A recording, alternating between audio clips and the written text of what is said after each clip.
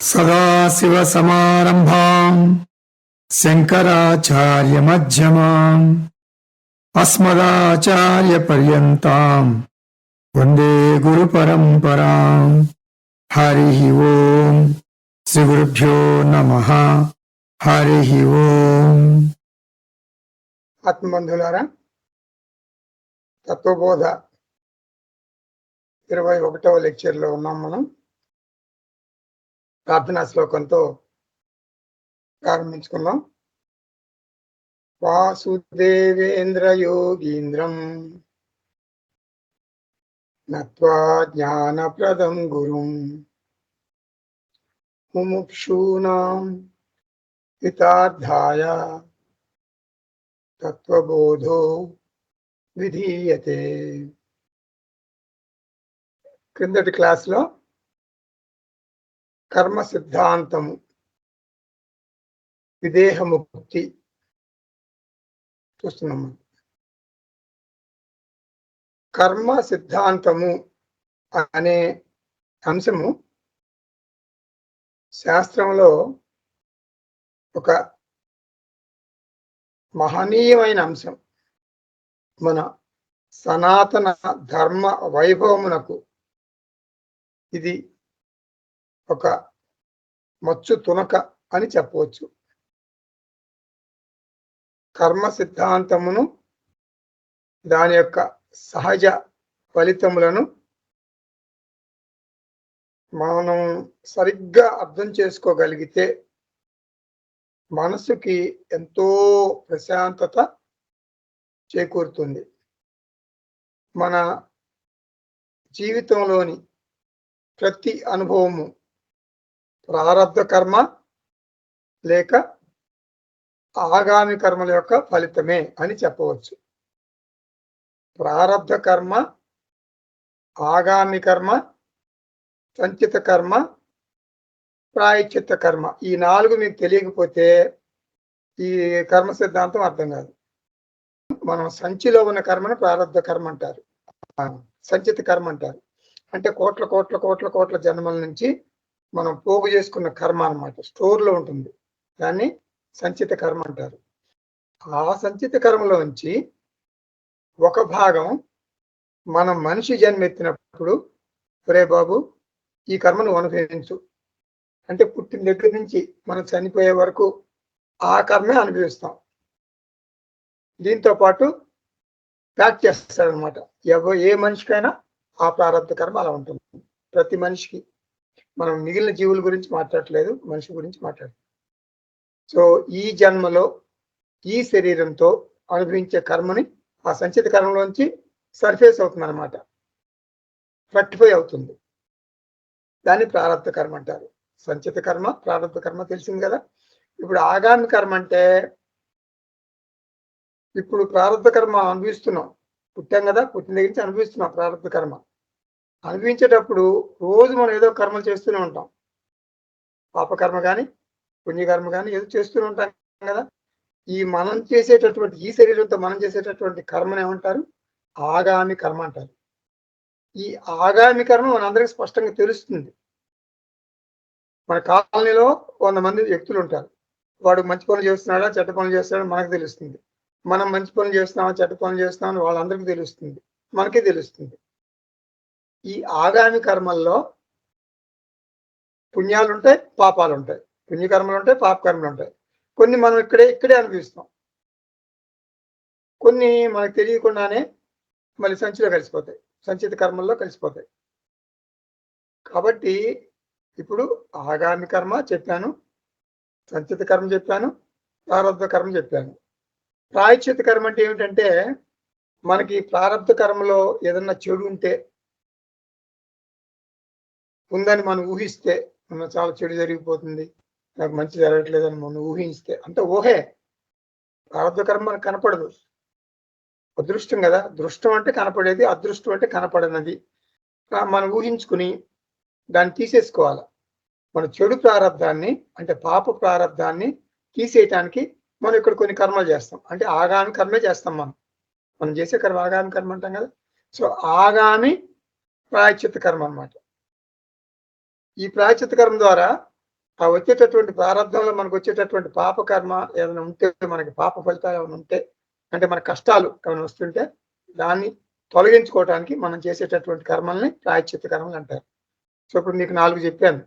సంచిత కర్మ, ప్రారబ్ధ కర్మ, ఆగామి కర్మ, ప్రాయశ్చిత్త కర్మ. ఈ 4 కూడా మీకు స్పష్టంగా తెలిసి ఉండాలి. ఈ కర్మ సిద్ధాంతం అప్పుడే మీకు బాగా అనుభవంలోకి వస్తుంది. కర్మ సిద్ధాంతం అనుభవంలోకి వస్తే ఇంకా మీరు హ్యాపీ. ఎవరైనా సరే హ్యాపీ. ఇంకేం మాట్లాడరు ఇంకా. అట్లా ఉండిపోతారు. సైలెంట్‌గా ఉండిపోతారు. అదో ఆత్మలో రమిస్తారంటారు కదా! మన ఆత్మలో మనం రమిస్తూ ఉంటాం. అది ఆత్మస్థితిలో ఉంటాం. పక్కకి జరగం.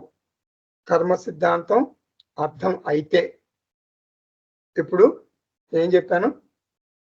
జీవితంలోని ప్రతి అనుభవము మనకి ప్రారబ్ధ కర్మ లేక ఆగామి కర్మల యొక్క ఫలితము. ప్రారబ్ధ కర్మ అనగా నేను ఎవరి కాళ్ళు అనుకోవాలన్నమాట. నేను స్వయంగా గత జన్మల్లో చేసుకున్న కర్మల ఫలితము. ఆగామి కర్మ అనగా ఈ జన్మలో నేను చేసిన కర్మల ఫలితం అని చెప్పొచ్చు. ఆత్మబంధువులారా, నాకు దైనందిన జీవితంలో జరిగేటటువంటి అంటే డైలీ లైఫ్లో, రొటీన్ లైఫ్లో నాకు జరిగేటటువంటి దుఃఖ అనుభవాలు, సుఖ అనుభవాలు, వీటికి మూల కారణం ఎవరు? నా కర్మలే. నేను స్వయంగా చేసుకున్న లేదా నేను స్వయంగా చేసినటువంటి నా కర్మలే. స్వయంకృత అపరాధమే. కాబట్టి నా ఎవరి కాళ్ళు అనుకోవాలి, నా ప్రస్తుత జీవితానికి కారణము, నా ప్రస్తుత జీవితానికి కారణం నేనే. నా ప్రస్తుత జీవితం నీచ నికృష్ట జీవితం కావచ్చు. నా ప్రస్తుత జీవితం అద్భుతమైన ఆనందమైన జీవితం కావచ్చు. ఎటువంటి జీవితమైనా నా కష్ట నష్టాలకు నేనే మూల కారణము. జగత్తు కారణం కాదు, దైవం కారణం కాదు. నేను ఎవరిని నిందించకూడదు, శాపనార్థాలు పెట్టకూడదు. ముఖ్యంగా దైవాన్ని అసలు నిందించకూడదు. ప్రతి చిన్న విషయానికి దేవునికి నా మీద కనికరం లేదు. ఎన్ని పూజలు చేశాను, ఎన్ని వ్రతాలు, ఎన్ని నోములు, ఎన్ని హోమాలు, ఎన్ని ప్రదక్షిణలు చేశాను. చిలుకూరు బాలాజీ టెంపుల్కి వెళ్ళి ఎన్ని ప్రదక్షిణలు చేశాను, అసలు ఎన్ని తీర్థయాత్రలు చేశాను. అయినా ఎందుకనో భగవంతుడు నా మొర ఆలకించటం లేదు అని సహజంగా అందరూ దైవాన్ని ఆడిపోసుకుంటారు. యహా కర్తా భవతి సహా ఏవ కర్మఫల భోక్తా భవతి. ఇది సిద్ధాంతం. ఇది వేదాంత సిద్ధాంతం. ఏమిటది? గతంలో చేసిన కర్త మాత్రమే వర్తమానంలో భోక్త అవుతాడు. మళ్ళీ చెబుతున్నా, గతంలో చేసిన కర్త మాత్రమే వర్తమానంలో భోక్త అవుతాడు. కర్త అంటే చేసేవాడు, భోక్త అంటే అనుభవించేవాడు అని అర్థం. అంటే కర్మ ఫలితాన్ని అనుభవించేవాడు అని అర్థం. అంటే కర్మ ఫలాన్ని అనుభవించేవాడు అని అర్థం. భోక్త అనగా నేను. ఎవరినైనా నిందించాలంటే, ఎవరినైనా తప్పు పట్టాలంటే గత కర్తను మాత్రమే నిందించాలి. గత కర్త అనగా నేనే. గత కర్త అనగా నేనే. ప్రస్తుతం కర్మఫలాన్ని అనుభవిస్తున్న వ్యక్తిని నేనే. గత నేను ప్రస్తుత నేనుకు సుఖ దుఃఖ కారణం. బాగుంది కదా కర్మ సిద్ధాంతం. మళ్ళీ చెబుతున్నా. గత నేను నేనే, ప్రస్తుత నేను గత నేను ప్రస్తుత నేనుకు సుఖ కారణం దుఃఖ కారణం కూడా. కర్మ సిద్ధాంతం యొక్క ఆత్మబంధువులారా, కర్మ సిద్ధాంతం యొక్క మొట్టమొదటి సూత్రం ఏమిటంటే, ఇతరుల నెత్తి మీద అక్షంతలు వేయటం ఆపండి. ఇతరులను ఎప్పుడు నిందించవద్దు. ఇది మొదటి సూత్రం, ప్రాథమిక సూత్రం. రెండో పాయింట్, రెండో సూత్రం ఏంటంటే, గత నేను ప్రస్తుత నేను సుఖదుఖాలకు కారణమైతే, గత నేను ప్రస్తుత నేను యొక్క సుఖదుఖాలకు కారణమైతే, ప్రస్తుత నేను అంటే వర్తమానంలో నేను భవిష్యత్తు నేనుకు సుఖదుఖాలకు కారణం అవుతుంది కదా. ప్రస్తుత నేను భవిష్యత్తు నేనుకు సుఖదుఖాలకు కారణం అవుతుంది. గత నేనును ఇప్పుడు సరి చేసుకోవటం కుదరదు. గత నేనును ఇప్పుడు సరి చేసుకోవటం కుదరదు. ఎందుకని? గతం గతః. నేలలో కలిసిపోయిన పాలు నీవు కుక్క పట్టి ఏడిస్తే తిరిగి వస్తాయా? రావు. విరిగిన పాలు గురించి చింతించి ఏం లాభం? మన గత అప్రయోజకత్వము, గత మూర్ఖత్వము, గడిచిన కాలం గురించి ఎందుకు చింతించి ఏం ప్రయోజనం? అయితే ఇప్పుడు ఏం చేయాలి మనం? ప్రస్తుత నేను మీద దృష్టి పెట్టాలి. నాకు బాగా ఏజ్ వచ్చేసింది, 85 ఏళ్ళు, 90 ఏళ్ళు. అయినా పెట్టమంటారా దృష్టి? అయినా పెట్టాలి. చనిపోయే వరకు దృష్టి పెట్టాలి. ప్రాణం పోయే వరకు దృష్టి పెట్టాలి. ఎవరి మీద దృష్టి పెట్టాలి? ప్రస్తుత నేను మీద దృష్టి పెట్టాలి. ఎందుకు? ప్రస్తుత నేనును మనం మెరుగుపరుచుకోవటానికి పూర్తి అవకాశం ఉంది. ప్రస్తుత నేను మెరుగుపరచుకోవడానికి మనకి అవకాశం ఉంది. అంటే ప్రయత్నపూర్వకంగా ప్రస్తుత నేనును మెరుగులు దిద్దుకోవాలి. మన ఆధ్యాత్మికతకు అంటే మన ఆధ్యాత్మిక ప్రయాణానికి ఇది ఒక చక్కని సూచన. శాస్త్రము మానవ జాతికి మాత్రమే ఇచ్చినటువంటి ఒక గొప్ప బహుమతి. కర్మ సిద్ధాంతం ఏమంటుంది? కర్మ సిద్ధాంతం ఏమంటుంది? వినండి జాగ్రత్తగా. నీ జీవితానికి, ఎవరికి వాళ్ళు అనుకోవాలి, నీ జీవితానికి కర్త, కర్మ, క్రియ అంతా నీవే. నీ జీవితానికి నీవు 100% బాధ్యత వహించు. ఇది అదృష్టాన్ని నమ్ముకుని బతకటం కాదు. బాధ్యత వహించడం వేరు. చాలా మంది ఏంటంటే, చాలా మంది అదృష్టాన్ని నమ్ముకుని బతుకుతారు.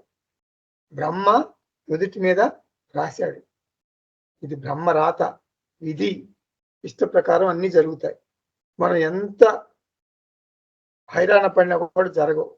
బ్రహ్మ రాసిన రాత ప్రకారం జరుగుతాయి అనుకుంటే ఇది ఒక వెర్రి ఆలోచన. అలా అనుకుంటూ మూర్ఖంగా, బద్ధకంగా ఏ పని చేయకుండా చాలా మంది ఖాళీగా కూర్చుంటారు. శివుని ఆజ్ఞ లేనిదే చీమైనా కుట్టదు అనే పిచ్చి సిద్ధాంతాన్ని నమ్మి భగవంతుని మీద భారం వేసి బద్ధకంగా పడక కుర్చీలో కాళ్ళు జాపుకుని కూర్చుంటారు. ఇది ఒక అయోమయ అస్తవ్యస్త ధోరణి. ఆత్మబంధులారా, కర్మ సిద్ధాంతం ఏమి చెబుతుందంటే, నీవు మాత్రమే, ప్రస్తుత నీవు మాత్రమే, అనగా వర్తమానంలోని నీవు మాత్రమే భవిష్యత్తు నీవు బాగోగులకి కారణము. వర్తమానం నీవు, భవిష్యత్తు నీవు యొక్క బాగోగులకు కారణము. కర్మ సిద్ధాంతము బ్రహ్మరాతను ఖండిస్తుంది. కర్మ సిద్ధాంతము బ్రహ్మరాతను ఖండిస్తుంది.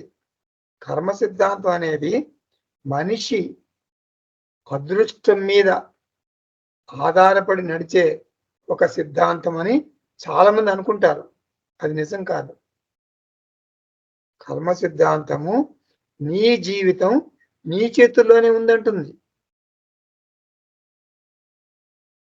కర్మ సిద్ధాంతం ఒప్పుకోదు బ్రహ్మరాతని. నీ జీవితం నువ్వు ఉద్ధరించుకోవాలి, నీ చేతుల్లో ఉంది. అదృష్టం చేతుల్లో లేదు. భగవంతుడిని నమ్ముకుంటే అన్ని సవ్యంగా జరిగిపోతాయి కాదు, అది కాదు.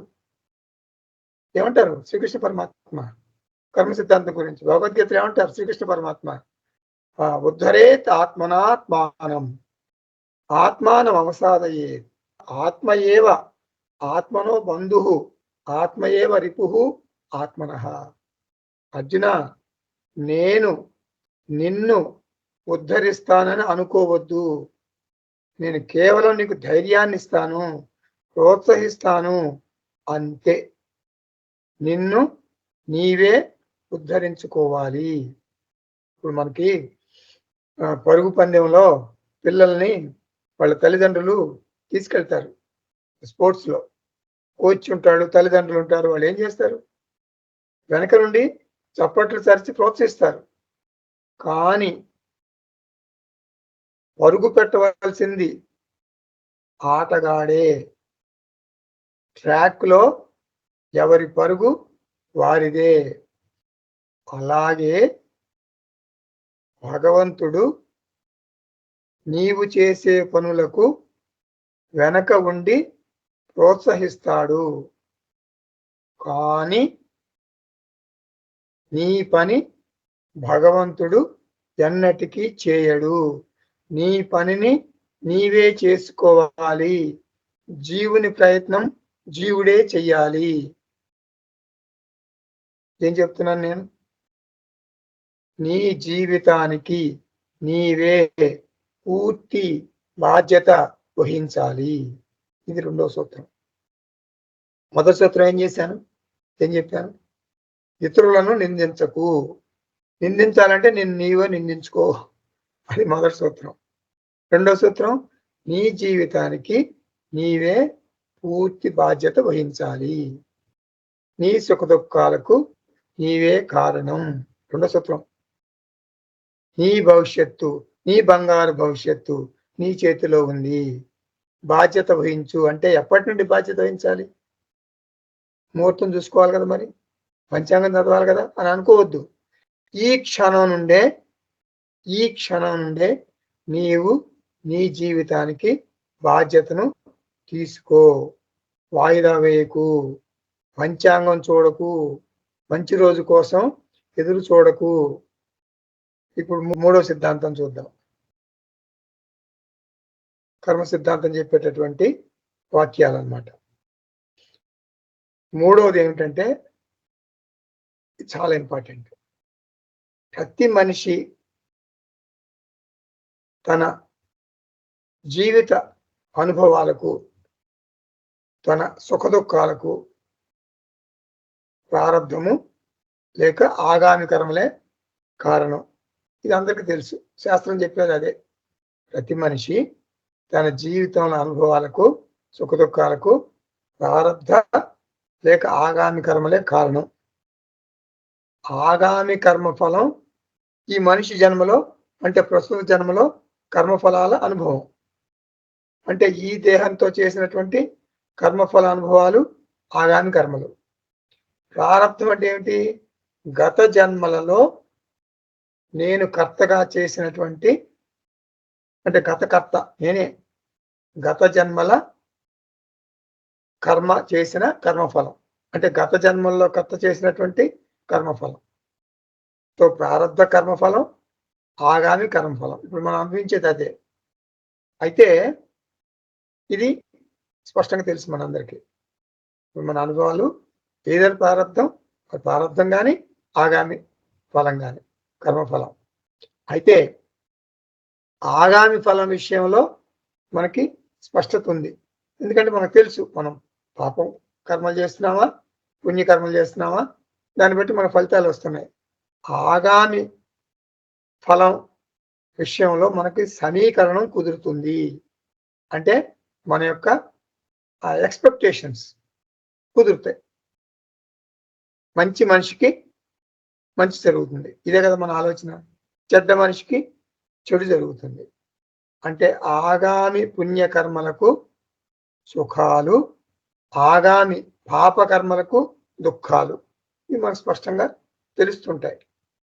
కానీ ప్రారబ్ధ పుణ్య కర్మలు, ప్రారబ్ధ పాప కర్మల వలన వచ్చే ఫలితాలు మనకు అంతుబట్టవు, మనకు సమీకరణం కుదరదు, మనం ఊహించలేము. ఎందుకని? ప్రారబ్ధము మనకి పూర్వజన్మ కర్త యొక్క వర్తమానపు అనుభవాలు. ప్రారబ్ధం అంటే అదే కదా, ప్రారబ్ధం అనుభవిస్తున్నాం మనం. అంటే నేనే పూర్వజన్మ కర్త, ఇప్పుడు వర్తమానంలో అనుభవాలుగా వస్తున్నాయి. ప్రారబ్ధంలో నేనేం చేశాను నాకు తెలియదు కదా. పాపం చేశానా, పుణ్యం చేశానా, ఘోర పాపం చేశానా తెలియదు, ఇప్పుడు వస్తున్నాయి. అంటే ప్రారబ్ధ అనుభవాలు మన కర్త యొక్క స్వభావం లంకె కుదరదు, అంటే మన సమీకరణం కుదరదు. అందుకే మనం అనుకుంటాం చూడండి, చీమకు కూడా అపకారం చేయని పవిత్ర జీవితం గడిపే వారికి ఎన్నో కష్టాలు రావటం మనం చూస్తాం. నిరంతరం అధర్మ ప్రవర్తనతో మెలిగే వారికి జీవితం వడ్డించని విస్తరలాగా సుఖమయంగా ఉంటుంది. ఎందుకని? మనం ఇది తెలియక భగవంతుని మీద ఆరోపణలు గుప్పిస్తాం. దేవుడా, భగవంతుడా, ఏమిటిది? ఇది న్యాయమేనా? అవినీతి పరులు అందరం ఎక్కుతున్నారు, నీతిగా బతికే వారికి బతుకు దుర్భరంగా గడుస్తుంది. నీకు జగత్తు మీద కోపం వస్తుంది. కలియుగంలో న్యాయానికి, ధర్మానికి చోటు లేదు అని ఒక అయోమయ ధోరణిలో ఉంటాం మనం. ఈ కర్మ సిద్ధాంతం తెలియకపోతే. అంటే ప్రపంచాన్ని, దేవుణ్ణి నిందిస్తూ కాలక్షేపం చేస్తారు మనుషులు. దేవుడు పక్షపాతి, దేవుడు పక్షపాతి, దుర్మార్గులకు సహాయం చేస్తాడు, సన్మార్గులను శిక్షిస్తాడు. మరి దేవుడే ఇలా అన్యాయం చేస్తే ఇక మనం ఎవరితో చెప్పుకుంటాం అని ఆందోళనతో అయోమయంగా జీవితం గడిపేస్తారు.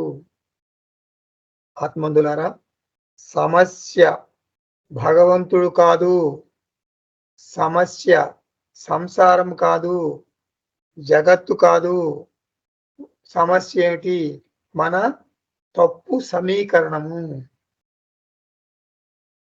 మన తప్పుడు అంచనాలు, మన అవగాహన లోపం, మన అవివేకం. ఏమిటి మన అవివేకం? ఏమిటంటే ప్రారబ్ధ కర్తను ప్రస్తుత కర్తకు ముడివేస్తున్నాం. ప్రారబ్ధ కర్తను ప్రస్తుత కర్తకు ముడివేస్తున్నాం. అంటే ప్రారబ్ధ కర్తను మనం చూడలేదు. అసలు ప్రారబ్ధ కర్త ఎటువంటి వాడో నాకు తెలియదు. నాకు మంచే చేస్తాడని నేను విశ్వసిస్తున్నాను. నీ విశ్వాసం ముఖ్యం కాదు, శాస్త్రం ముఖ్యం, కర్మ సిద్ధాంతం ముఖ్యం. ఆత్మబంధువులారా, భగవంతుడు ఎప్పుడూ అన్యాయం చేయడు. నాకు అంటే నీకు జీవితం, అంటే మన జీవితం, నీకు నీ జీవితం, నాకు నా జీవితం 40-50 సంవత్సరాలుగా తెలుసు. కానీ భగవంతుడికి నీ జీవితం నా జీవితం అనాది కాలంగా తెలుసు. అనాదిగా నడుస్తున్న నా జీవితాన్ని 40-50 సంవత్సరాలకే పరిమితం చేసి ఆలోచించటం భావ్యం కాదు, సమంజసం కాదు కదా. కాబట్టి మూడవ సిద్ధాంతం ఏమిటి? నాకు న్యాయము జరగలేదు అని దుఃఖించకు. భగవంతుడు ఎవరికి అన్యాయం చేయడు. ఒకసారి చూడండి, ధర్మరాజు అడవుల పాలయ్యాడు, దుర్యోధనుడు హాయిగా రాజ్యపాలన చేశాడు. ఇదెక్కడ విచిత్రం అని తీర్మానం చేయకు. నా ప్రస్తుత జీవితం నా పూర్వ జీవితం యొక్క ఫలితమే, మధ్యలో భగవంతుడు ప్రమేయం లేదు. ఇది మూడవ సిద్ధాంతం, మూడవ సూత్రం. ఇప్పుడు నాలుగో సూత్రం చూద్దాం. నా సుఖ దుఃఖాలకు కారణము గత జన్మల ప్రారంధం, ప్రస్తుత జన్మ ఆగామి అనుకున్నాం కదా. నా సుఖ దుఃఖాలకు కారణం గత జన్మల ప్రారంధం, ప్రస్తుత జన్మ ఆగామి అని అనుకున్నాం కదా. సాధారణంగా ప్రారబ్ధ పుణ్యము ప్రారబ్ధ పాపము మనకు బొత్తిగా తెలియవు. ప్రారబ్ధ పుణ్యకర్మలు ప్రారబ్ధ పాపకర్మలు మనకు తెలియవు. ఎందుకని తెలియవు? అవి అదృష్టం. అదృష్టం అంటే ఐఎమ్ వెరీ ఫార్చునేట్ అంటారు కదా, అది కాదు అదృష్టం అంటే. ఇక్కడ మన కళ్ళకు కనపడే స్పష్టంగా మనకు తెలిసేటటువంటి దాన్ని దృష్ట ఫలితాలు అంటారు. అదృష్ట ఫలితాలు అంటే మనకు తెలియకుండా వచ్చేటటువంటి ఫలితాలను అదృష్ట ఫలితాలు అంటారు. ఈ పాప పుణ్య కర్మల మూలంగా అంటే మన కంటికి కనిపించని, మనం ఊహించని ఫలితాలను ఇస్తాయి. అవి అదృష్టం అంటే. మనకు ప్రారంభం తెలియదు. మనకి సుఖాలు వస్తే సుఖ ప్రారంధం, కష్టాలు వస్తే కష్ట ప్రారంధం అనుకుంటాం. అంతేకాని రేపు ఎలా ఉంటుందో నాకు తెలియదు. సుఖంగా ఉంటుందా, దుఃఖంగా ఉంటుందా నేను ఊహించలేను. అంటే రేపటి నా ప్రారబ్ధ ఫలాన్ని నేను ఈరోజే ఊహించలేను.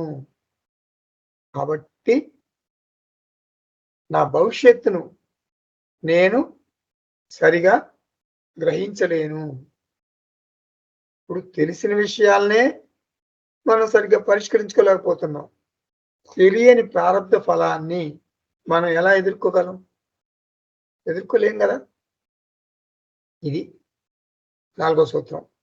ఏమిటంటే నాలుగో సూత్రం అంటే శాస్త్రం ఏం చెబుతుందంటే ప్రారబ్ధ కర్మఫలాన్ని, అంటే మనకు తెలియదు కదా, అది తెలుసుకోవటానికి అదృష్టం కదా. తెలుసుకోవటానికి ప్రారబ్ధ కర్మ ఫలాన్ని తెలుసుకోవటానికి కొన్ని ఉపాయాలు ఉన్నాయి అంటుంది శాస్త్రం. ఏంటి ఉపాయం? ఆ ఉపాయం ఏమిటి? మనకు ప్రారబ్ధం నిజం చెప్పాలంటే మనకు ప్రారబ్ధం తెలియకపోతేనే మంచిది. తెలిసిన ప్రపంచంతోనే కింద మీద పడుతున్నాం. ఇంకా తెలియని ప్రపంచం గురించి తెలిస్తే జీవితం అంతా గందరగోళం అవుతుంది కదా. భగవంతుడు అందుకని నీ ప్రారంధం నీకు తెలియకుండా ఏర్పాటు చేశాడు. ఇది ఒక మంచి పని. అయితే శాస్త్రం ఏం చెబుతుందంటే నీ ప్రారంధం తెలుసుకోవటానికి కొన్ని ఉపాయాలు ఉన్నాయి. ఏమిటంటే ఒక ఉపాయం, నీ జాతకం ద్వారా, ఇంగ్లీష్లో ఏమంటారు జాతకాన్ని? హరోస్కోప్ అంటారు. నీ జాతకం ద్వారా నీ ప్రారంధాన్ని తెలుసుకోవటం ఇదో పద్ధతి. ఇప్పుడు జాతకంలో రాహువు కేతువు ఈ మొదలైన గ్రహ కదలికలు ఉంటాయి. వాటి ద్వారా నీ ప్రారబ్ధ జాతకాన్ని సూచిస్తుంది. నీ రాహువు, కేతువు, శని ఇవన్నీ కూడా నీ ప్రారబ్ధ జాతకాన్ని సూచిస్తుంది. గుర్తుపెట్టుకోండి, అది సూచన మాత్రమే. నీ ప్రారబ్ధాన్ని రాహువు, కేతువు, శని ఈ గ్రహాలు మార్చవు. నీ ప్రారంధాన్ని అవి మార్చవు. నీ ప్రారంధాన్ని సూచిస్తాయి. అది కొంతవరకే నీకు తెలపగలవు, కొంతవరకే. గ్రహాలు గుర్తుపెట్టుకోండి. నీకు సుఖ దుఃఖాలు కలిగించవు. నీకు సుఖ దుఃఖ కారణం నీ ప్రారంధమే, గ్రహాలు కాదు. గ్రహాలు కేవలం సూచికలు, అనగా నీ భవిష్యత్తు సుఖ దుఃఖాల్ని సూచించగలవు. గ్రహాలు నీ జీవితాన్ని ప్రభావితము చేయలేవు. గ్రహాలకు నీ జీవితాన్ని ప్రభావితం చేసేటటువంటి శక్తి లేదు. మీకు అర్థం కావట్లా. ఒక ఎగ్జాంపుల్ చెప్తే మీరు అర్థం చేసుకుంటారు. ఒక వాచ్ ఉంది నా దగ్గర, ఒక గడియారం ఉంది. ఈ గడియారము సూర్యాస్తమయం, సూర్యోదయం నాకు సూచిస్తుంది అంతే. సూర్యోదయము, సూర్యాస్తమయాలకు గడియారానికి సంబంధం లేదు. అది కారణం కాదు. సంస్కృతంలో 2 మాటలు ఉన్నాయి, కారకం లేక లక్షకం. కారకం లేదా జ్ఞాపకం. కారకం ఉన్న లక్షకం ఉన్న ఒకటే. ఈ 2 మాటలు ఉంటాయి. కారకం అంటే కారణం, జ్ఞాపకం అంటే సూచిక అని అర్థం. అంటే గడియారము సూర్యోదయానికి కారణం కాదు, సూర్యోదయాన్ని తెలియజేస్తుంది అంతే. ఇప్పుడు గడియారమే సూర్యోదయానికి కారణం అయితే ఏమవుతుంది ఒకసారి ఆలోచించండి. గడియారం ఆగిపోతే సూర్యోదయం అవదు, సూర్యాస్తమయం అసలు అవదు. ఆత్మంతులారా, గ్రహాల కదలికలు, శని, రాహు, కేతువు వగైరా మన సుఖ దుఃఖాలకు కారణం కాదు. అవి కేవలము నా పుణ్య పాప ప్రారబ్ధములను మాత్రమే సూచిస్తాయి. నీకు నీ ప్రారబ్ధం తెలిస్తే నీవు సంభాళించుకోవచ్చు, అంటే నీవు మార్చుకోవచ్చు అంటుంది శాస్త్రం. నీ భవిష్యత్తు నీ ప్రారబ్ధ ఫలమే కాదు, నీ ఆగామి కర్మ ఫలం కూడా. ప్రాయశ్చిత్త లేక పరిహార కర్మల ద్వారా, ప్రాయశ్చిత్త లేక పరిహార కర్మల ద్వారా అంటే ఆగామి కర్మల ద్వారా. ప్రాయశ్చిత్త కర్మలు అంటే మన ఆగామి కర్మలే కదా, మనం చేసే కర్మలు. ప్రయత్నపూర్వకంగా మనం చేసేటటువంటి కర్మల్ని ప్రాయశ్చిత్త కర్మలు అంటారు కదా. ప్రాయశ్చిత్త కర్మల్ని అంటే ప్రారంభ కర్మలు ఎదుర్కోవచ్చు. మనం ప్రయత్నపూర్వకంగా ప్రాయశ్చిత్త కర్మలు చేసి ప్రారంభ కర్మల్ని ఎదుర్కోవచ్చు. అంటే ప్రారంభ పాప కర్మలు ఎదుర్కోవచ్చు, అంటే జరగకుండా చూడవచ్చు. అంటే ముఖ్యంగా మన దుష్ట ప్రారంధాన్ని ఎదుర్కోవచ్చు. ఇది మనం అందరం చేస్తాం యూజువల్గా. ఇప్పుడు అసలైన విషయానికి వస్తున్నా. ఏమిటి అసలైన విషయం? ప్రాయశ్చిత్త కర్మలు ప్రారబ్ధ కర్మలను నాశనం చేస్తాయా? ప్రాయశ్చిత్త కర్మలు ఎందుకు చేస్తున్నాం? మనం పాప ప్రారబ్ధాన్ని నాశనం చేయడానికి చేస్తున్నాం కదా. ప్రాయశ్చిత్త కర్మలు ప్రారబ్ధ కర్మలు అంటే పాప కర్మలని అర్థం. ప్రారబ్ధ కర్మలు నాశనం చేస్తాయా? ఇంకా స్పష్టంగా చెప్పాలంటే పరిహార కర్మలకు అంటే ప్రాయశ్చిత్త కర్మలకు ప్రారబ్ధ కర్మలను పూర్తిగా తుడిచివేసే శక్తి ఉందా? ఇది క్వశ్చన్. మళ్ళీ చెప్తున్నా. ప్రాయశ్చిత్త కర్మలకు మనం చేస్తాం కదా, ప్రాయశ్చిత్త కర్మలకు మనం ప్రారబ్ధ కర్మలను అంటే మనకు వచ్చే కష్టాలను పూర్తిగా తుడిచివేసే శక్తి ఉందా? దీనికి శాస్త్రం ఇచ్చే సమాధానం చూద్దాం. చూసే ముందు నేను ఒక ప్రశ్న వేస్తాను మిమ్మల్ని. శాస్త్రం చెప్పేది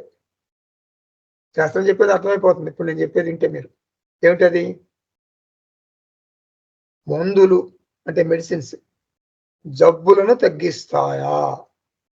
మెడిసిన్స్, మందులు నీ జబ్బులను, నీ రోగాలను తగ్గిస్తాయా అని ఒక సూటి ప్రశ్న వేస్తే మీరు ఏమి జవాబు చెప్తారు?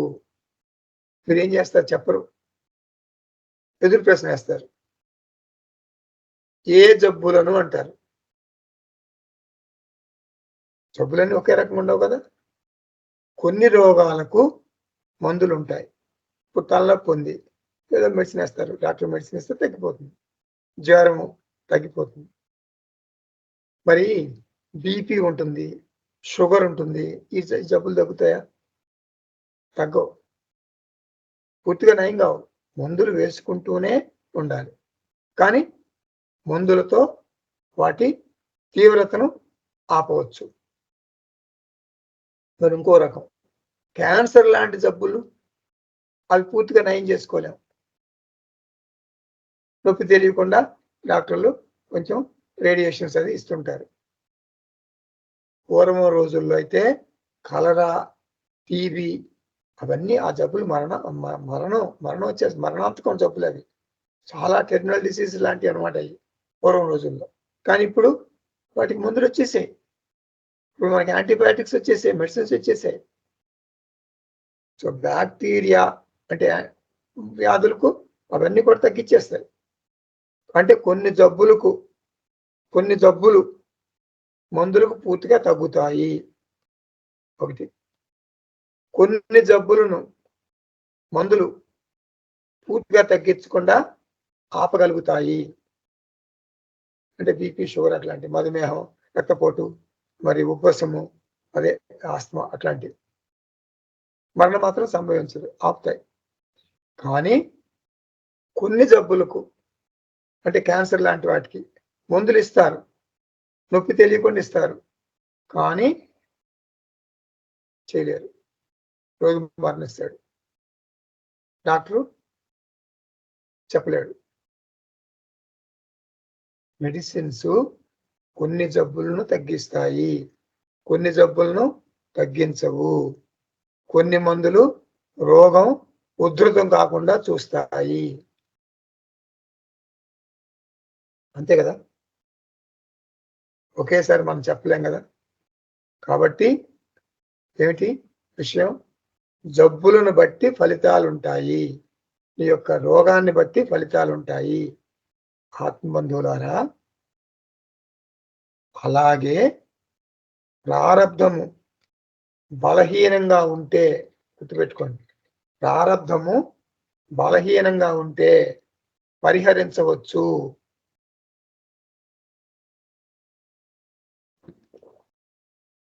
మధ్య రకం ప్రారబ్ధం ఉంటే,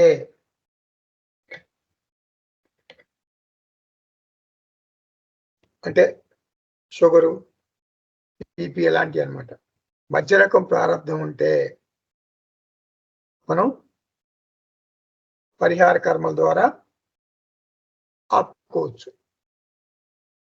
అంటే శక్తివంతమైన ప్రారంధం ఉంటే, అంటే మామూలు మన ప్రార్థనలు, ప్రాయశ్చిత్త కర్మల ద్వారా కొన్ని ప్రారంధ కర్మలు నాశనం అవుతాయి. కొన్ని ప్రత్యేకమైన ప్రాయశ్చిత్త కర్మల ద్వారా కొన్ని ప్రారంధ కర్మలు నశిస్తాయి. కానీ ఎంత ప్రాయశ్చిత్త కర్మలు చేసినా కూడా కొన్ని ప్రారంధాలు అసలు ఏమి తగ్గవు. మళ్ళీ చెబుతున్నా 3 మాటలు. ప్రాయశ్చిత్త కర్మల ద్వారా కొన్ని పూర్తిగా తగ్గిపోతాయి. మనం తలనొప్పి లాంటివి అనుకోండి, కొన్ని కొంత తగ్గుతాయి, పూర్తిగా తగ్గవు. అదే మన బీపీ, షుగర్ లాంటివి అటువంటివి అన్నమాట.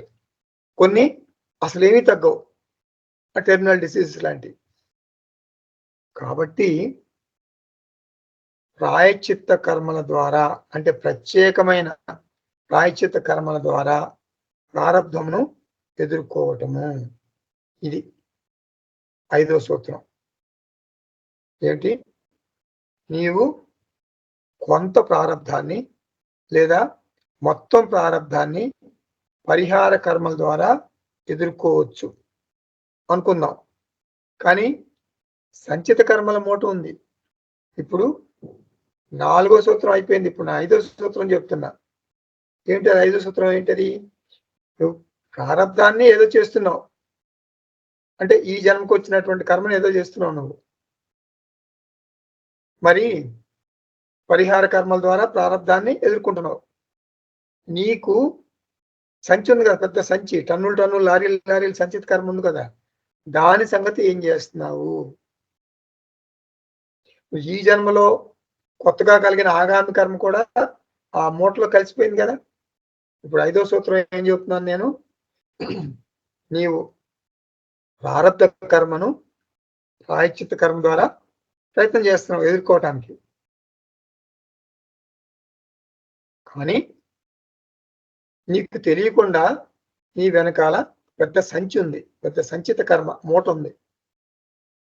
ఆ మూటలో మళ్ళీ కలుపుతున్నావు కదా కొంత, ఈ ఆగామి కర్మ కొంత కూడా ఆ మూటలో కలుపుతున్నావు. దాని సంగతి ఏమిటి? నేను చెప్పొచ్చేది ఏంటంటే 5వ సూత్రం, నీవు పునర్జన్మను తప్పించుకోలేవు. 5వ సూత్రం ఏమిటి? నీవు పునర్జన్మను తప్పించుకోలేవు. ఎందుకని? సంచిత కర్మలు ఉన్నాయి కదా అక్కడ, అది అవశ్యం జరిగి తీరుతుంది. కాబట్టి 5వ సూత్రం ఏమిటి? పునర్జన్మ కొన్ని మతాలు అంగీకరిస్తాయి, కొన్ని మతాలు అంగీకరించవు, అది పక్కన పెట్టండి. కానీ మన సనాతన ధర్మంలో పునరపి జననం పునరపి మరణం, ఇది ఒక సహజ ప్రక్రియ.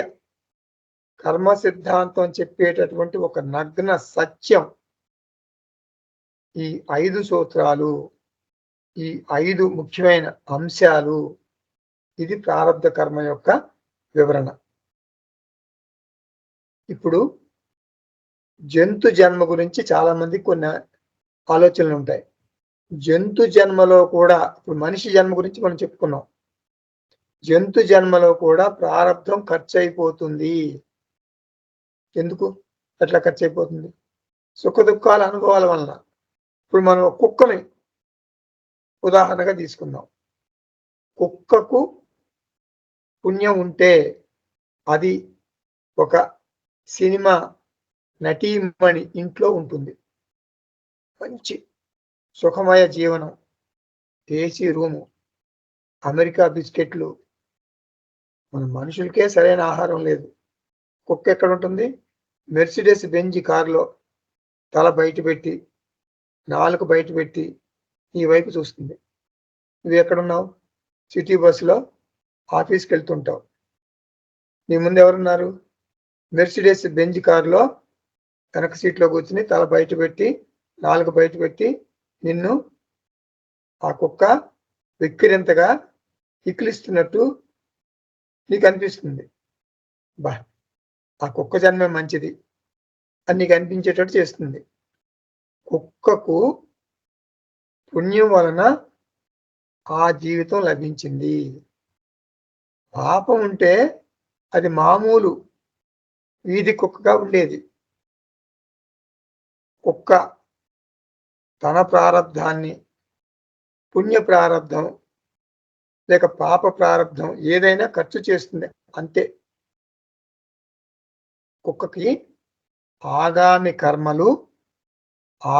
కర్మల వలన కొత్తగా సంచిత కర్మలో మళ్ళీ పాప పుణ్యాలు కలవటం ఇవేమి ఉండవు. ఎందుకు? ప్రయత్నపూర్వకంగా కుక్క ఏ పని చేయలేదు. అందుకే కదా కుక్క ఈ ట్రాఫిక్ సిగ్నల్ జంప్ చేస్తే దానికి ఏం శిక్ష ఉండదు. పోలీసు దాన్ని పట్టుకుని చలాన్ రాసి చేతిలో పెడతాడా? పెట్టడు. కుక్కకు కర్తృత్వము, భోక్తృత్వము ఉండవు. కుక్కకు జ్ఞానిలాగా ఆగామి కర్మఫలాలు ఉండవు. కుక్కకు జ్ఞానిలాగా ఆగామి కర్మఫలాలు ఉండవు. కుక్క జ్ఞాని, కుక్క జ్ఞాని వంటిది అని అనుకుంటున్నారు కదా, కాదు, తప్పు. కుక్క తన ప్రారబ్ధం ఖర్చు పెడుతుంది, ఆగామి అంటదు. జ్ఞానికి వచ్చినట్లు కుక్కకు కూడా మోక్షం వస్తుందని మీరు అనుకుంటే అది పొరపాటు. కుక్క విషయంలో అది జ్ఞానం పొందలేదు. కుక్క జ్ఞానం పొందలేదు కాబట్టి దానికి సంచిత కర్మ నాశనము జరగదు. అందువలన కుక్కకు పునర్జన్మ తప్పదు. పునరపి జననం, పునరపి మరణం ఈ యొక్క వలయం ఉంటుంది. ఇది 5వ సూత్రం. మరణ సమయంలో ప్రారబ్ధం నశిస్తుంది. ఆగామి కొంత భాగం అనుభవించేశాం, మిగిలిన ఆగామి మనం అనుభవించకుండా మన సంచిలో కలుస్తుంది, సంచిత కర్మల్లో కలిసిపోతుంది. ప్రారబ్ధము పూర్తి అయిపోగానే స్థూల శరీరం పడిపోతుంది. సూక్ష్మ శరీరము మరణానంతరం కొనసాగుతుంది. కారణ శరీరం కొనసాగుతుంది. అంటే చిదాభాస మరణం తర్వాత కొనసాగుతుంది. మీకు బాగా అర్థం అవ్వాలంటే చిదాభాస అంటే రిఫ్లెక్టెడ్ కాన్షియస్నెస్, రిఫ్లెక్టింగ్ మీడియం. అంటే సూక్ష్మ శరీరము రిఫ్లెక్టింగ్ మీడియం, కారణ శరీరము రిఫ్లెక్టింగ్ మీడియం. RM1 RM2 అట్లా అంటాం కదా మనం. కాబట్టి అవి కొనసాగుతాయి, అవి ప్రయాణం చేస్తాయి. స్థూల శరీరం పడిపోతుంది ఎప్పుడు? మరణం టైంలో. మరి ఒరిజినల్ కాన్షియస్నెస్ బింబ చైతన్యమునకు ఏమవుతుంది? బింబ చైతన్యమునకు ఏమీ అవదు. నీకు సూక్ష్మ శరీరం, కారణ శరీరం, ఈ చిదాభాస ఇవన్నీ కనపడతాయా? కనపడవు. ఎందుకు? మీడియం లేదు కదా, ఆ మాధ్యమం, శరీర మాధ్యమం. స్థూల శరీరం పడిపోయింది కదా, మైండ్ ప్రయాణం చేస్తుంది, స్థూల శరీరం పడిపోయింది. అంటే ఆ చైతన్యాన్ని ప్రతిబింపజేసేటటువంటి శక్తి లేదు ఇంకా, కాబట్టి నీకేం కనపడవు, అవి వెళ్ళిపోతున్నాయి. సూక్ష్మ శరీరం పరిమితం, కారణ శరీరం పరిమితం, కాబట్టి ప్రయాణం చేస్తాయి. బింబ చైతన్యం అంతటా ఉంది కాబట్టి అది ప్రయాణం చేయదు, ఇవి ప్రయాణం చేస్తాయి. ఇప్పుడు అద్దం జరిగితే అద్దంతో పాటు ప్రతిబింబం కూడా జరుగుతుంది కదా.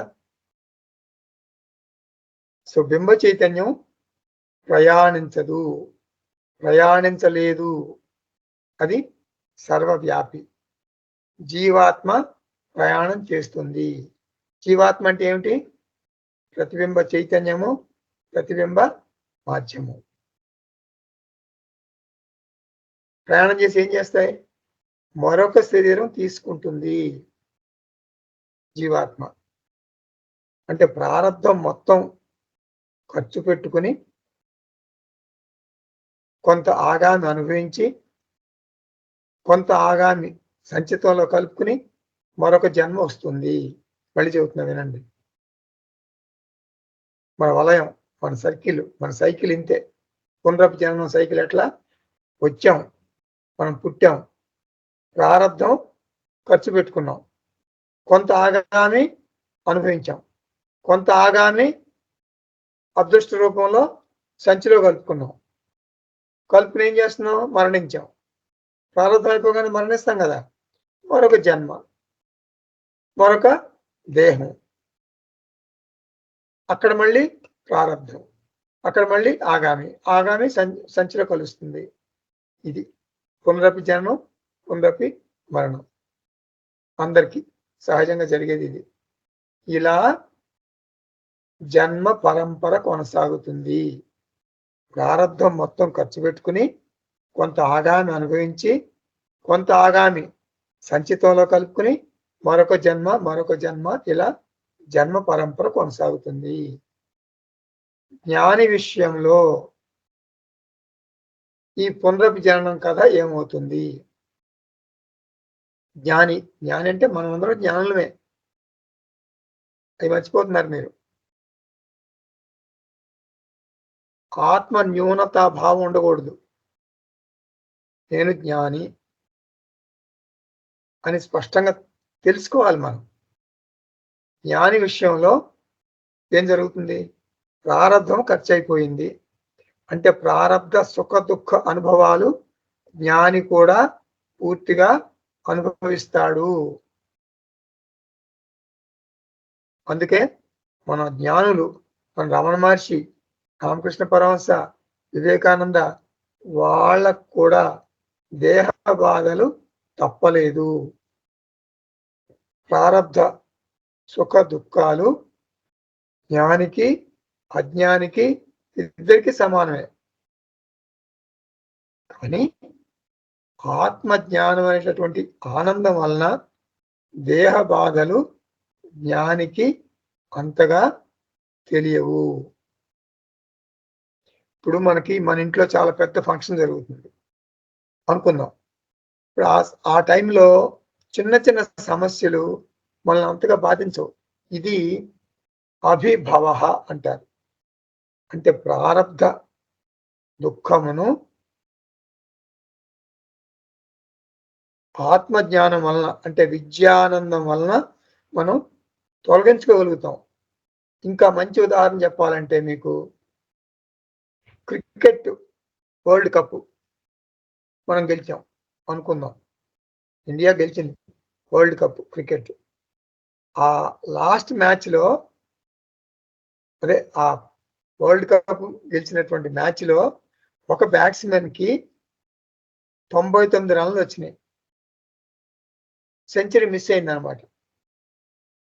సెంచరీ కొట్టలేదు, 99. ఇంకొక రన్ కొడితే కానీ అయిపోయింది మ్యాచ్. వరల్డ్ కప్ గెలిచాం. అప్పుడు వరల్డ్ కప్ గెలిచాము అనేటటువంటి సంతోషంలో అతనికి నేను శతకం కొట్టలేదు, సెంచరీ కొట్టలేదు అని అంతగా బాధించదు. ఆ దుఃఖం తేలిపోతుంది. అలాగే ఆత్మానందం ముందు, ఈ ఆత్మానందం ముందు ప్రారబ్ధ దుఃఖము జ్ఞానిని అంతగా బాధించదు. ఎలా అయితే మనం సూర్యుని వెలుగు ముందు ఒక కొవ్వొత్తి పెట్టామనుకోండి, కొవ్వొత్తి వెలుగు తేలిపోతుంది కదా. ఇంకా చెప్పాలంటే ఇప్పుడు పగల నక్షత్రాలు ఉంటాయి మనకి. పగల నక్షత్రాలు మనకు కనిపించవు. పగలు నక్షత్రాలు మనకు కనిపించవు. ఆకాశం నక్షత్రాలు ఉన్నాయా? ఉన్నాయి. పగలు కూడా ఉన్నాయి, నీకు కనపడవు. ఎందుకని? నక్షత్రాల వెలుగు సూర్యుని కాంతి ముందు వెలవెలబోయింది, తేలిపోయింది. అలాగే జ్ఞానికి ప్రారబ్ధం నక్షత్రాలు ఉంటాయి, కానీ అంటే సూర్యుడు, సూర్యకాంతి అనేటటువంటి విద్యానందం ముందు, ఆత్మజ్ఞానం ముందు ప్రారబ్ధ దుఃఖాలు వెలవెలబోతాయి. మిగిలిన వారికి జ్ఞాని మీద జాలి కలుగుతుంది, కానీ జ్ఞానికి అవి ఏమీ పట్టవు. సంచితం కర్మ జ్ఞానేన నశ్యతి.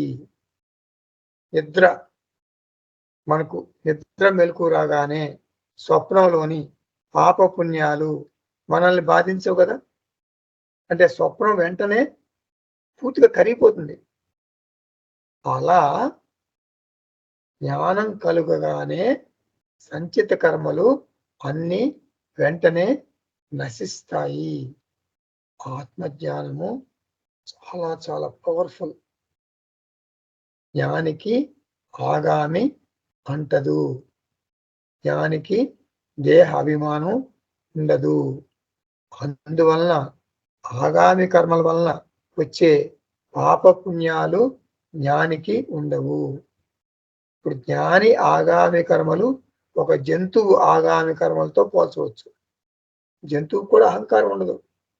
కాబట్టి ఆగామి కర్మలు చేయటం వల్ల పాపపుణ్యాలు రావు. జ్ఞాని విషయం కూడా అంతే. నళినీ దళగత జలవత్ జ్ఞానినాం సంబంధో నాస్తి. అంటే తామరాకు మీద నీటి బొట్టు వలన తామరాకు తడవదు. అలా జ్ఞానిని ఆగామి కర్మలు అంటవు. కానీ శాస్త్రంలో కొన్ని చోట్ల జ్ఞాని ఆగామి కర్మల గురించి చెప్తారు.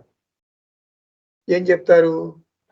జ్ఞాని వైభవమును కీర్తించే వారికి జ్ఞానికి ఉన్న ప్రారబ్ధ పుణ్యకర్మలు వచ్చి చేరుతాయి. జ్ఞానిని కష్టపెట్టే వారికి జ్ఞానికి ఉన్నటువంటి పాప ప్రారబ్ధ కర్మలు వచ్చి చేరుతాయి అని శాస్త్రం చెప్తుంది. ఇది చెప్తుంది కానీ మనం అక్షరాలు తీసుకోకూడదు, లిటరల్ గా తీసుకోకూడదు. జ్ఞానికి పాప ఆగామి కర్మలు పుణ్య ఆగామి కర్మలు ఉండవు. మరి ఎందుకు చెప్తున్నారంటే మనకి ఒక ఒక ఒక హింట్ ఇస్తున్నారనమాట శాస్త్రం. ఏంటంటే జ్ఞానిని మనం మంచిగా చూసుకోవాలి, విమర్శించకూడదు. జ్ఞానిని ఎప్పుడు ఎట్టి పరిస్థితుల్లోనూ విమర్శించకూడదు, అది మహాపాపం అని. దీన్ని ఏమంటారంటే అర్థవాదం అంటారు, అంటే ఎగ్జాగరేషన్ అన్నమాట. సర్వం ఆగామి అంటే క్రియమాన పదవాచ్యం, అంటే ఆగామికి మరో పేరు క్రియమానం. అంటే ఏమిటి? జ్ఞానిని గౌరవించండి. తథా చ ఆత్మవిత్ సంసారం తీర్థ్వా. ఆత్మవిత్ అంటే ఆత్మను తెలుసుకున్నవాడు, అంటే ఒక జ్ఞాని సంసారాన్ని దాటుతాడు. అనగా సంసారాన్ని దాటుతాడంటే ఏంటని అర్థం? 3 కర్మలను దాటుతాడు. సంచిత, ఆగామి, ప్రారబ్ధ 3 కర్మలను దాటేస్తాడు. అనగా జ్ఞాని చనిపోతే 3 శరీరాలు సమష్టిలో లయమైపోతాయి. అజ్ఞాని చనిపోతే స్థూల శరీరం ఒక్కటే చనిపోతుంది. సూక్ష్మ కారణ శరీరాలు ప్రయాణం చేస్తాయి. జ్ఞాని విషయంలో స్థూల శరీరం లయం అవుతుంది, సూక్ష్మ శరీరం లైవ్ అవుతుంది, కారణ శరీరం లైవ్ అవుతుంది, అన్ని లైవ్ అయిపోతాయి. మరి బింబ చైతన్యం ఏమొస్తుంది? ఎప్పుడు లైవ్ అవుతుంది? బింబ చైతన్యం అంటే ఒరిజినల్ కాన్షియస్నెస్. బింబ చైతన్యం మరి ప్రయాణిస్తుందా, లైవ్ అవుతుందా? బింబ చైతన్యము లైవ్ అవ్వదు, ప్రయాణించదు. జ్ఞాని ఈశ్వరంలో ఐక్యమైపోయాడు. సంసారం తీర్థ్వా బ్రహ్మానందం ఇహ ఏవ ప్రాప్నోతి. అంటే బతికి ఉండగానే జ్ఞాని బ్రహ్మానందమును అనుభవిస్తున్నాడు. మరణం పిదప ఈశ్వర ఐక్యం అంటే విదేహముక్తి పొందుతాడు. తరతి శోకం ఆత్మవిత్ ఇతి శృతే. చాందోగ్య ఉపనిషత్తు అని మనకు మంచి ఉపనిషత్తు ఉంది. ఆ ఉపనిషత్తులో చెప్పిన మాటను ఇక్కడ చెప్పారు తత్వబోధలో. తరతి శోకం ఆత్మవిత్ ఇది శృతే. శృతి వాక్యం అనమాట, ఉపనిషత్ వాక్యం ఇది. ఆత్మవిత్ అనగా ఆత్మజ్ఞాని. తరతి అంటే శోకమును దాటుతాడు. ప్రారబ్ధ కర్మల నుండి సుఖదుఖాలు వచ్చినా కూడా అతను వాటికి చెల్లించడు. జ్ఞాని వాటిని లెక్క చేయడు. జీవన్ముక్తికి ఉపనిషత్తు వాక్యం మద్దతుగా మనకి చాందోగ్య ఉపనిషత్తు వాక్యం మద్దతుగా చెప్పారు. కాశ్యాం తనుం త్యజతు జ్ఞాని. జ్ఞాని కాశీలో మరణించవచ్చు, అంటే పవిత్రమైన ప్రదేశం అనమాట. అది ఒక పవిత్రమైన ప్రదేశంలో మరణించవచ్చు జ్ఞాని. స్వపచ స్వగృహే అథవా, అంటే స్వపచ అంటే ఏంటంటే కుక్క మాంసం తినేవాని ఇంట్లో కూడా మరణించవచ్చు. అంటే పవిత్రమైన ప్రదేశం కాశీలో మరణించవచ్చు, కుక్క మాంసం తినేవాడి ఇంట్లో కూడా మరణించవచ్చు. అతి అపవిత్రమైన ప్రదేశంలో కూడా మరణించవచ్చు, అంటే బ్రహ్మ నిర్వాణం చెందొచ్చు జ్ఞాని. శివపచ అంటే కుక్క మాంసం తినేవాళ్ళు ఆ రోజులు ఉండేవారు. మరి రోజుల్లో కుక్క మాంస భక్షకులు ఉన్నారు లేదో తెలియదు మనకి. జ్ఞాని మరణానికి రాహుకాలం, ఉత్తరాయణం, దక్షిణాయనం ఇలా ఏ ఉండవు. మంచి రోజులు అలా పట్టింపులే ఉండవు. జ్ఞానికి అవన్నీ లెక్కలోకి రావు. అనాయాస మరణమా లేక దీర్ఘకాలిక మరణమా, ద్వాదశి మరణమా, ఏకాదశి ఇటువంటి పట్టింపులు ఏమి జ్ఞానికి ఉండవు. ఆత్మ జ్ఞాన శక్తితో జ్ఞాని ముక్తి పొందెను, ఈశ్వరునిలో ఐక్యము చెందెను. జ్ఞాన సంప్రాప్త సమయే అసౌ ముక్త. ఈ జ్ఞాని ఇప్పటికే మోక్షం పొందెను. జ్ఞానము పొందిన క్షణములోనే అంటే బ్రతికి ఉండగానే విగత ఆశయ అంటే సూక్ష్మ శరీరంలోని కర్మలు అంటే కర్మలు పోయాయి, అంటే సూక్ష్మ శరీరం పోయింది. ఇప్పుడు తత్వబోధలో మనకు ఒక శ్లోకం మొదట్లో ఒక పద్యం ఉంది కదా, వాసుదేవేంద్ర యోగేంద్ర అట్లాంటిది లాస్ట్ లో కూడా ఇంకొకటి స్మృతి ఇది పెట్టారనమాట. ఏంటది? ఇంకొక పద్యం పెట్టారు. మొదట్లో పద్యం, లాస్ట్ లో పద్యం, మధ్యలో అంతా గద్యం అంటే ప్రోజ్ ఫామ్ లో ఉంటుంది తత్వబోధ. లాస్ట్ లో ఏమిటి పెట్టారు? తనుం త్యజతి వాకాశ్యాం తనుం త్యజతి వాకాశ్యాం స్వపచస్య గృహేతవ జ్ఞాన సంప్రాప్తి సమయే ముక్తోసౌ విగతాశయ. అంటే ఇప్పుడు నేను చెప్పింది తాత్పర్యం. జ్ఞాని కాశీలో మరణించవచ్చు, పవిత్ర ప్రదేశంలో ఒక మాంసం తినేవాడి ఇంట్లో మరణించవచ్చు, ఎక్కడ మరణించినా కూడా అతనికి జీవన్ముక్తి అంటే విదేహముక్తి లభించింది. జీవన్ముక్తి అంటే జీవించి ఉండగా ముక్తుడయ్యాడు. ఇది తత్వబోధ రూపకల్పన. మొదట్లో పద్యము, చివరిలో పద్యము, మధ్యలో గద్యం. ఆత్మబంధువులారా, ఇంతటితో మనకి తత్వబోధ పూర్తయింది. మన తర్వాత నెక్స్ట్ క్లాస్లో తత్వబోధ మనకి మొత్తం టోటల్గా ఒకసారి పునశ్చరణ చేసుకుందాం. ఓం తత్సత్. సర్వం శ్రీకృష్ణార్పణమస్తు. ఓం పూర్ణమదః పూర్ణమిదం పూర్ణాత్ పూర్ణముదచ్యతే పూర్ణస్య పూర్ణమాదాయ పూర్ణమేవావశిష్యతే.